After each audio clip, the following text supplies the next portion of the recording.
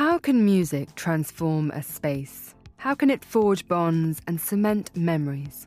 And what does horology, with its deep commitment to craft, excellence and intergenerational savoir-faire, share with composers and musicians? These are just some of the themes we'll be exploring in this second special episode, brought to you in collaboration with Swiss haute horology manufacturer Audemars Piguet.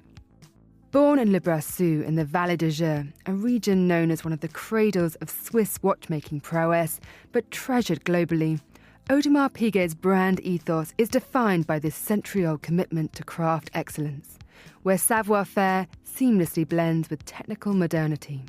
Today, we are in our London studios to discover how the worlds of haute horology and music come together to push human talent and deliver a powerful connection between people. We'll find out how AP House London is a place for spontaneous moments of creativity. It's not only a musical fulcrum, but a catalyst for introduction, which has led to deeper collaborations beyond its walls. I was joined in the studio by Daniel Compton, Audemars Piguet's country general manager for Northern Europe, and by Reuben James, a musician, songwriter, and friend of the brand. So join us as we talk about how music can bring us together and Audemars Piguet's role as a convener of minds. I'm your host, Sophie Grove, and this is Konfekt Korner.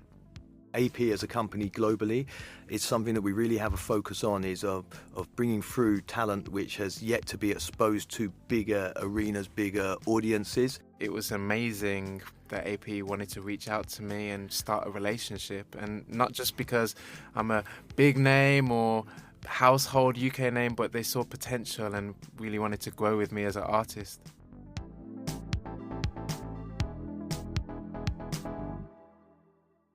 Daniel, Reuben, welcome to Midori House. It's great to see you this morning.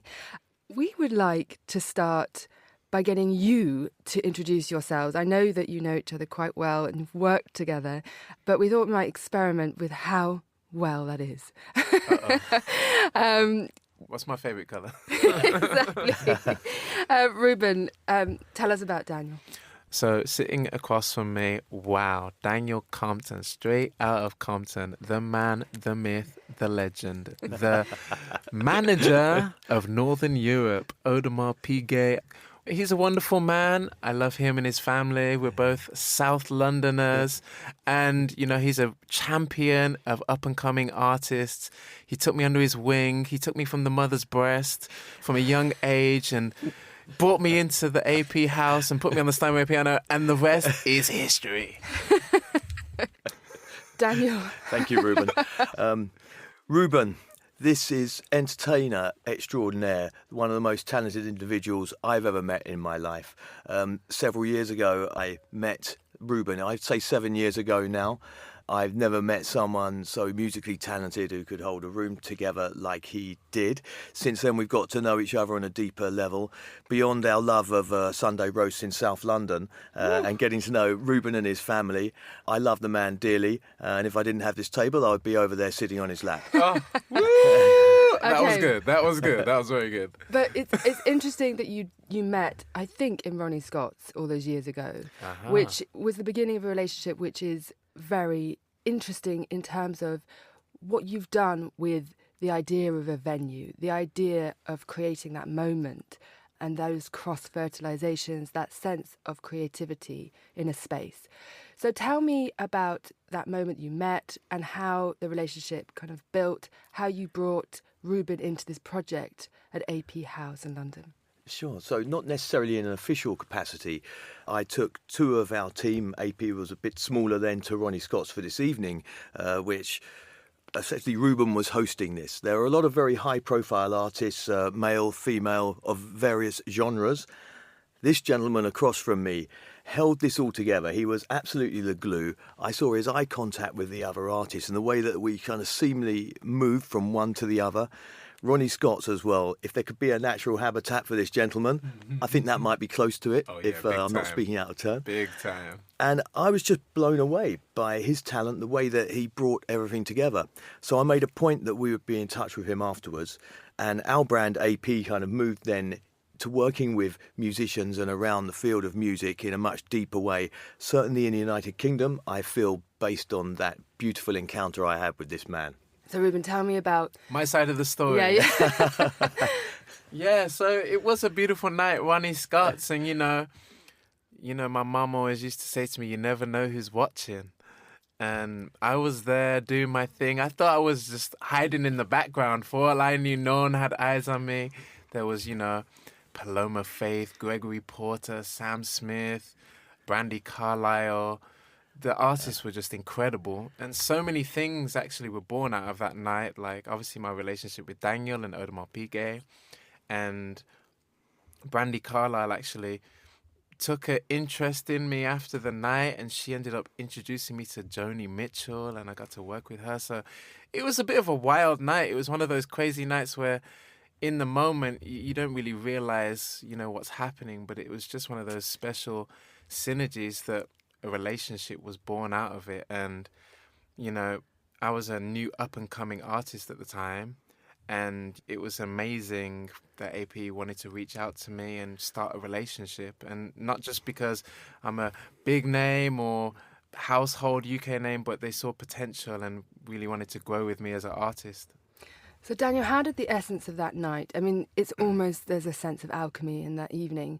How did that inspire what you've done at AP House in London? And can you give us an insight into some of the moments that you really think are memorable since then and that have happened, in a similar way, but in your space? Absolutely. So, firstly, as I mentioned, I recognised that although I was incredibly starstruck potentially by this lineup that were appearing that evening, it was Reuben who held that together. And what I think we brought across to the AP houses in general, but certainly in London, which was one of the first ones to do this from that evening, was the way that Reuben is able to be the centre of what we do. And we have quite a few clients who are very high-profile musicians.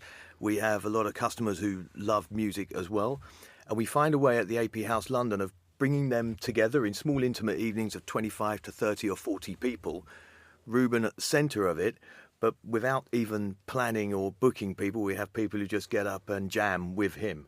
And it's very much closed curtain events, which I know I don't like the term money can't buy experiences, but it really creates tell me if you want to interject, Reuben, but Yeah. I found we've done 3 to 4 music session evenings in the AP House in London, relatively small space, and we create a kind of magic thanks to you and the people who are in the room with us, which I don't think you really find normally in what should be a commercial environment. Oh, for sure. It's wild, the kind of experiences that have happened and things that have come from it. For instance, I actually met Stormzy through AP, and basically through that we ended up working together, and I ended up writing 2 songs on his album. And then he came up to me at AP House, he's like, this is you on the piano on that song, I didn't realise you wrote the chords, etc., etc. And then this kind of organic thing happened where the song wasn't released yet, and Stormzy got up and performed it, and I was playing the piano, and then Dave came and played the piano next to me, and it's just like the most wild things and the most incredible people from every different kind of walks of the world are all there together enjoying amazing food with beautiful people, beautiful experiences. It's almost like a fireside Christmas time, just really soulful environment. And that's the kind of thing that I grew up, everyone around the piano singing songs, and it's really natural. It doesn't feel forced. It doesn't feel like, oh, people are being paid to be here, like it's some stuffy watch band. It's like, yo, this is actually a family, and people feel really comfortable to be themselves. There aren't any cameras, no one's recording. They can just let loose and just really show their new art and really get to experience that in an intimate setting, and it's beautiful. It's interesting because what you say is this idea of music elevating the space, but also cutting through so many barriers. I think music can just transform the moment in such a powerful way. I wondered, Daniel, is that why it's so important to you in the AP House concept, but also more generally as a house? Why has music been so important throughout this journey? It really is, and as Reuben alluded to then, that the authenticity of these relationships we have, the people that you mention, is what creates that beautiful atmosphere and environment, because we generally get to know people as friends and sometimes they're clients as well. But it's not like we phone someone's manager and ask to book them, or that there's kind of a transactional part to it. And I think that's what creates that environment that we have, because interspersed with the people that Reuben mentioned and him are a handful of our clients who are relaxed to be in that room and actually love music as well. And we just feel that music brings people together. There's a creativity around it and an atmosphere and vibe which is just magic when you get the mix right like that. And that's one of the reasons why we have expanded on that to some of the other things which we've done, which have been on a bigger scale for sure. But we still love those moments because it really means something to people and they go away with a memory which really lives with them forever. I mean, what you're describing, Reuben, is a kind of distillation of joy, of creativity, all these things happening. But I wondered, from your own career, your own trajectory, how important has AP been in really supporting you, facilitating what you're doing? Do you feel as an artist there's a deeper relationship and a deeper bond that's beyond those moments? Yeah, for sure. I mean, the kind of clientele and people and clients, you know, that AP have, and like Daniel says, it's a big family environment. As soon as they know you're a part of the family too, there's no real introduction needed. It's it's Reuben, AP, boom boom shakalak, you know. And it doesn't have to be necessarily AP house, you know. It's all about the people, you know. We could be in Montreux and people like Yeba, Lucky Day, Mark Ronson. It's the same deal. Reuben's had a couple of late nights in Montreux. He basically missed the bus back to the airport with us. We found him on the lakeside there about 5 o'clock in the morning, but you got there in the end. Yeah, so sorry to interrupt you, Reuben. But yeah, we've had some absolutely we won't share everything. Wild nights. But it's just such a family vibe, and it's really excelled and helped my career. Like I've said, being able to open doors with working with people like Mark Ronson, Dave, Stormzy, and it's not your everyday thing that you meet these people in a work environment. It's a bit different. It's more relaxed, and it's just friendship vibes, good people, boom shakalaka waka. Reuben, boom shakalaka. I'd love to add to that as well, because Reuben rightly mentioned some very high-profile people who we mutually are friends with, who he has worked with, but he also has been very selfless and worked with people who aren't yet there in terms of profile but happen to know us, and he has privately gone away after we've made introductions and been in studios with them, helped them get through certain bumps in their career. And no, for sure. We love you for that, even though we joke with you a lot. No. And I love you guys for just like being so open about my career and being willing to, you know, like I had my album launch. They were like, come and do it at the AP house and come and film it here. They're always willing to help at the, you know, drop of a hat. And that's kind of support that is just really needed for independent artists without the big backings of a major label. It's, you know, brands like AP that kind of can really just propel you into getting into certain rooms that, you know, hopefully shoots things to the moon. We have a signed copy of Reuben's last album, Pride of Place, in our vinyl corner next to our turntable in the AP house. We've hidden Marvin Gaye in the background because we wanted Reuben there front and centre. Oh my gosh. And Daniel, tell me, you know, what kind of commitment does the house have to new up-and-coming talent? Because we're going to throw in a second to a little report from a recent night that you hosted in Shoreditch. In fact, Reuben hosted, which was pretty young musicians really starting in their careers. But again, this amazing moment of creativity. But tell us about the commitment within the house to kind of helping these fledglings and introducing them to people like Reuben.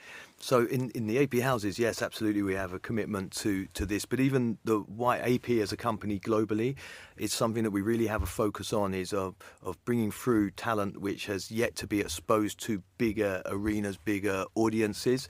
And the event that you mentioned was at the Shoreditch Electric only a couple of weeks ago. My dear friend here, MC'd, introduced these great acts on the night, and you could see the emotion on those three, how they hadn't really had a room like that they performed to, and some of them pretty much it was ticked off or whatever. But they great talents, but you could see it opened up something in them. And we're committed as a company to that, to bringing people along and nurturing talent. Good night, wasn't it? Oh, it was incredible. The night in Shoreditch was awesome. And funnily enough, I've actually done 2 sessions with Maya, and I did one with Aidan yesterday, 2 of the performers from the night. And you can see that, the next young lions coming through, the passion and the hunger, and they absolutely crushed it on the night. Yeah. And it was such a beautiful setting, and it just goes to show it doesn't need to be at AP House. We can take the party anywhere, and it's just like such a beautiful time. And what better way to showcase that than by taking a trip to AP Time Is Now in London's Shoreditch Electric Music Venue, and where you, Reuben, were the host for the night. It was a fantastic evening showcasing young talent and how dedication to one's craft, be it music or haute horology, can turn into awe-inspiring things. Let's have a listen.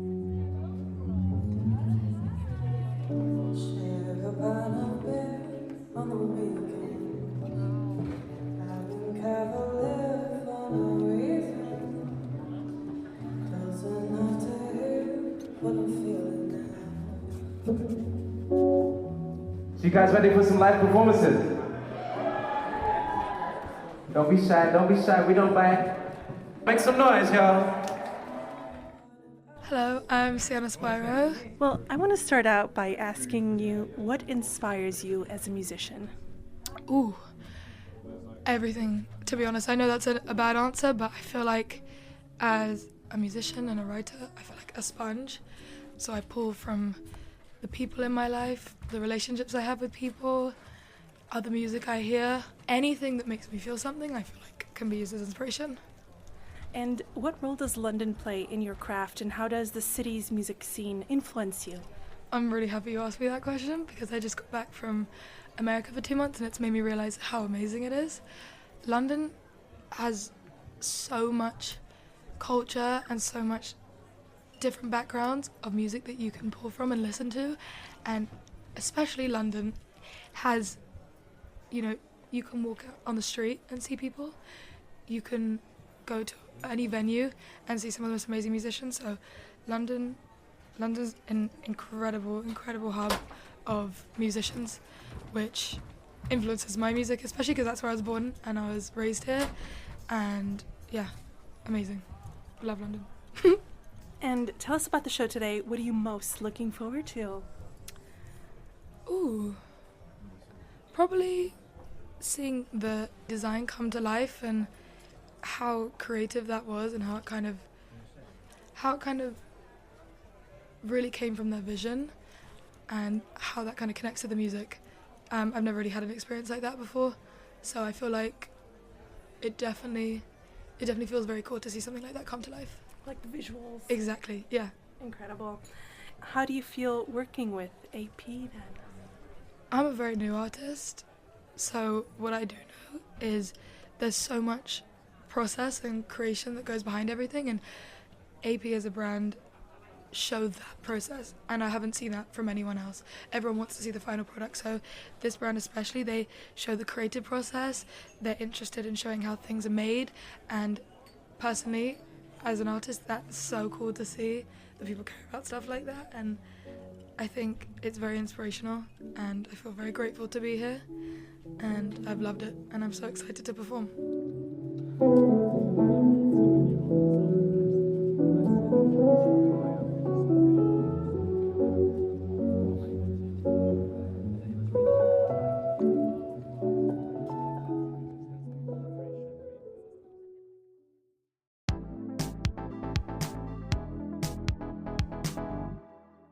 Interesting to hear that amazing insight from Sienna there, and just a really lovely sense of a moment again, Daniel.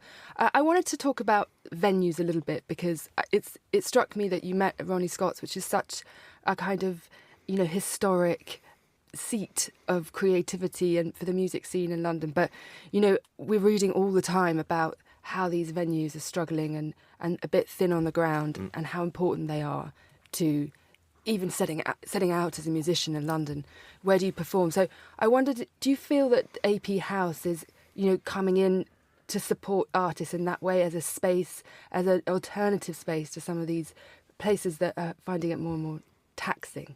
We would love it to be perceived that way, and we really want we want our spaces to be used that way.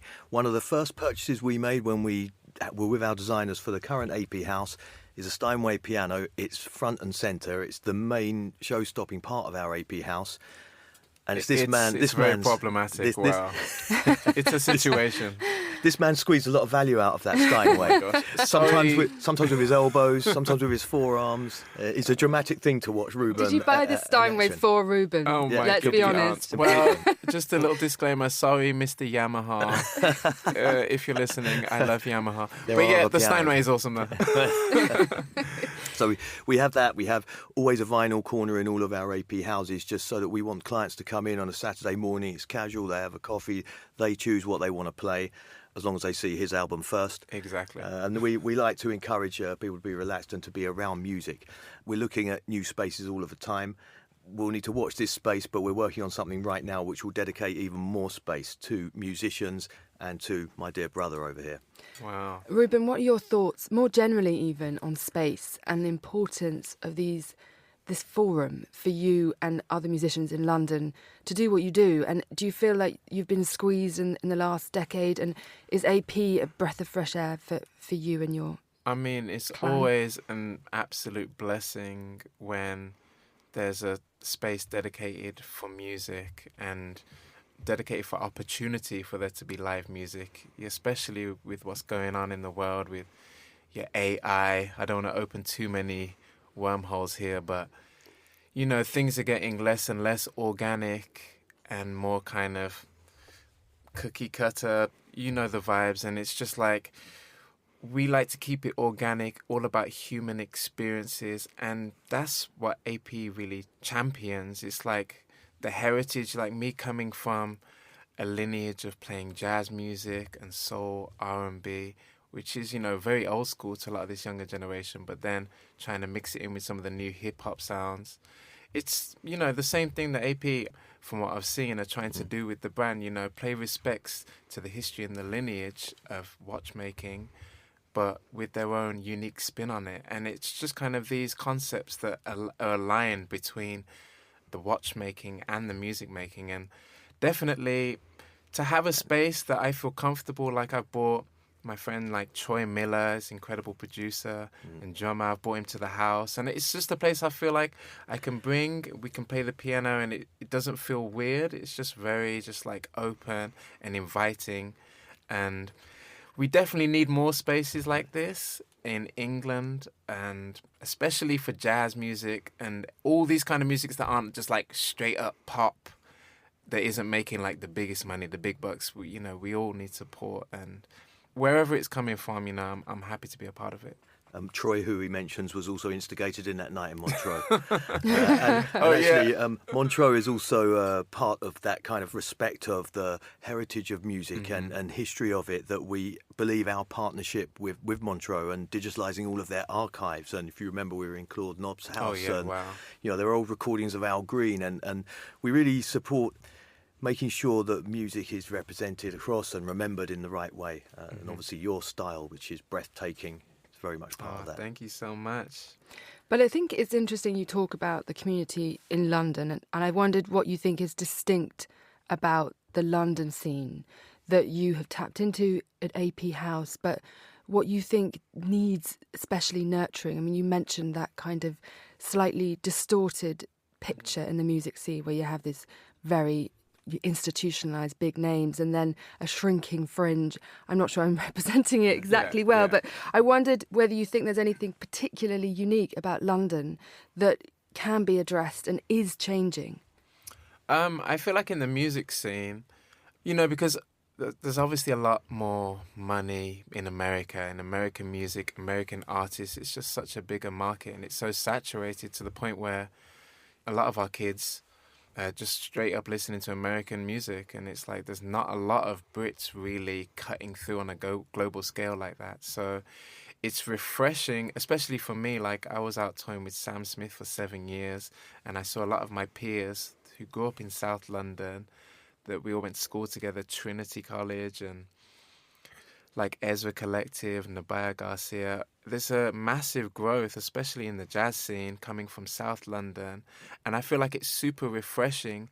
And, you know, when people talk about jazz, obviously I can speak a lot about jazz because that's where I'm coming from. But, you know, everyone always reveres New York and American musicians. But I feel like there's a lot more kind of unique, very organic, refreshing UK stars coming through with their own voice. I mean, I don't know if it's the Grey Skies. Obviously, growing up in Birmingham, a lot of Grey Skies is character building.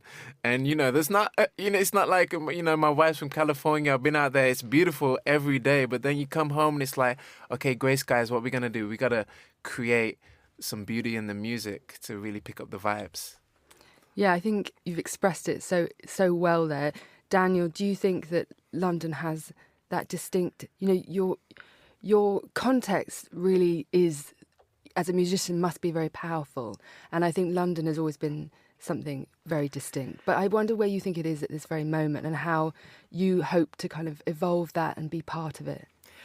Obviously speaking about music in a room with Reuben's quite intimidating. But I can tell you as a watch guy, where I do know is that our company recognises that London is unlike any other city with the amount of young talent that's concentrated in one area. We, as you mentioned, the United States, we have great business over there and great talent there, but it's very spread out. There's something about London and about the melting pot of it and the way that we can harness that means that we invest heavily in our partnerships in music in London, specifically because of the talent here. And the relationship we have with Reuben from early days is a big part of that, because even up to our board, they recognise that there's a credibility and an authenticity here, I believe, that we've created, which is unique to London. And just on that word melting pot really quickly, I think, you know, because London's so concentrated in terms of like the culture and the influences that people are listening to, you know, metal music, rock music, reggae music. There's so much influence and so much culture that a lot more unique stuff is actually coming out of London, which is why I feel like it's really such a hot time right now and the music's really popping off that's coming out right now. Now, I think you touched on this a second ago, Reuben, but what do you think kind of is your common ground in terms of your technical relationship with your instrument, this idea of, you know, horology as this incredibly sort of exacting technical prowess. Yeah. I wondered, do you feel that you've got common ground as a musician working with Daniel? Well, I think that a very common misconception, especially with improvised music, is that a lot of people think, oh, he sounds good. He's just making it up as he goes along. It sounds amazing. What they don't see is, like, you know, you're waking up at crack of dawn and it's, you know, 7 hours practice. It's 1,000 hours over years and years and years, 15, 20 years of really just going for it. So although when I get on stage, it's very organic and it's Funky Town and it's Sexy Chocolate and it's James Brown and everyone's going nuts and it's like, wow, he was born with it. Actually, no. There's a lot of similarities between, you know, the watchmaker. It's very, you know, the mornings, it's very zen. It's a lot of meticulous, very slowing down time, practice. And there's never any perfection. We're all chasing perfection, but there is no perfection. It's just a constant grind. And I feel like there's so many similarities and so many parallels between the two, in the fact that, you know, you guys are trying to be artistic and fresh and yet pay tribute to the, you know, heritage. And it's the same thing. I want to express my own personality and my own life experiences, but then I can't just, like, it's not a free-for-all. I've got to, you know, follow the form of music and, you know, really stand on the giants that came before. And I feel like that's what, especially with the design aspect of the watches, is what AP do so effortlessly. So, which is why they look timeless, and which is why everyone wants one. Reuben, it's good to know you need to practice. You actually are human after all. I thought you just got up there and did that. Well, stuff. you know, a little bit. But yeah, it takes a lot of time, and it's kind of the same. You, to a certain extent, you can't create beautiful art without, first of all, life experiences, falling in love, getting your heart broken, just like everyday things that inspire you. But then there's also the work that has to be put in and the history that needs to be learned. And then hopefully, eventually, something beautiful comes out of it. Daniel, you're now nodding. What can, your world of haute horology learn from Reuben and his métier? The meticulous approach combined with practice, much as we joke with each other, to create something extraordinary and unique. And I think that's where our level of watchmaking is, where we have artisans creating things with their hands and their minds, which can only be done in that moment, in that time, by that person. And feels like you do that, Reuben. Oh, no, for sure. And a big, word that just popped into my head is like being fearless. Because once you've learned everything and it comes to the creation time, it's like there has to be a certain element of like, oh, there's that scared element of like, are we really going to go for this? And you must have the same thing before you're about to launch a new watch. Like, oh my God, is this going to be a vibe? Is this going to be loved? But then it's kind of that whole thing of, are we making this for the consumer? Are we making it for us? Or are we just being completely just for the art? And there's got to be elements of both. There have been moments where we've had watchmakers who created something extraordinarily beautiful, but they've done it kind of on the side from the regular part of their work, and they've kept it in a drawer, and they're nervous to show it to our board or our bosses in case it kind of isn't quite right. It doesn't sound right or it doesn't look right, because we have chiming watches as well.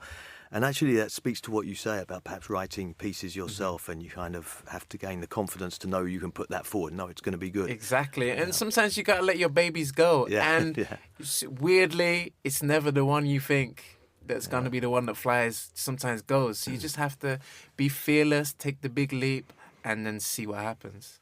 I wonder where you hope this project is going to go. It sounds like it's flying and you've got this amazing alchemy, as I was talking about, but I wonder what your ambitions are for AP House London and how Reuben is going to be part of that.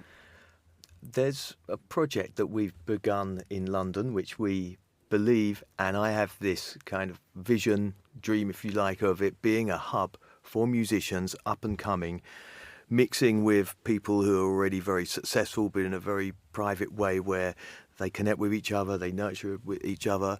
There are performances that are live with small intimate groups of people, and we're creating a space which I believe we can get to that end. And I genuinely think of all of AP's business around the world, London is the right city for that, and that's what we're working towards. Reuben, your hopes and plans for the future, where Daniel's concerned. Well, hopefully I'm a part of it going forward. I've loved growing this organic relationship over many years, and hopefully long may it continue, and hopefully we can bring the next artists through, and all the heritage acts too, and just keep creating amazing vibes. We've got you on our team rota for the new place. You're not getting away. You're not getting away from us, and the Steinway will be following you everywhere. Lord have mercy. But it's interesting to go back to the very first point. Your objective for the space is community. Your clients are there, and they want that sense of interaction with each other. But then you're creating community within the musical world as well. I wondered, how do you stay focused on that? And in amongst everything, it's a client-facing project. Because of the relationships and with our clients, and we're direct much more than most other companies are in our industry, that's everything. And music has become such a big part of that it almost feels natural for us just to almost dedicate an entire floor to that in one of our new projects and to keep that going. The conversations about watches happen naturally in and around that. You don't have to force it, and it's keeping the authenticity and the credibility that way is important to us. Well, gentlemen, it's been an absolute pleasure. Thank you so much for joining me. Wow.